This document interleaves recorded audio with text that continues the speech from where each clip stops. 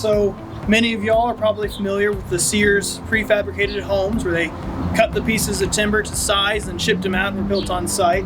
This is a later example of that. This is a Lustron house, but instead of wood, it's all made of steel. These houses were produced for a period of 3 years, from 1947 to 1950, in response to a housing crisis after World War II. Everything was made in a factory, sent out here where the concrete slab was poured, and it was built on site. Only a few thousand of these houses were made in the United States, and only a couple of dozen are found outside of the United States.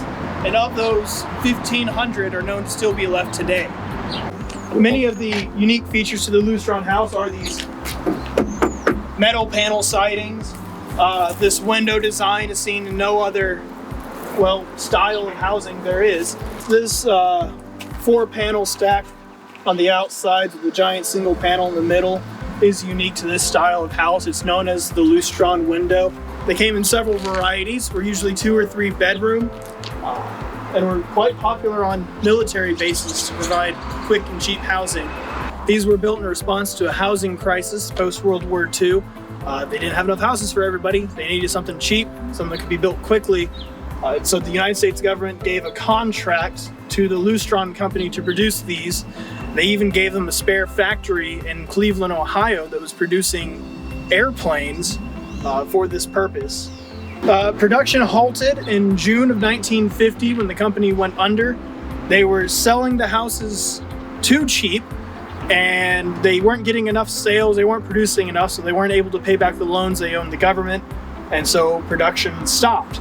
And many of these got demolished as people who owned them and owned the land tore them down to build bigger houses on top of them where they used to be, which is why there's so few of them left. So due to the damage here, you can see the steel frame that's holding the roof down, and that steel is what goes all the way through the building, and what's so unique about this style. So you can see how it was designed to all slide in together and just kind of connect like a giant Lego set. This broken piece here with these connection points. It was probably pretty easy to put it together, just locks into place. Actually, until recently, this one wasn't known to have been an existing Lustron house.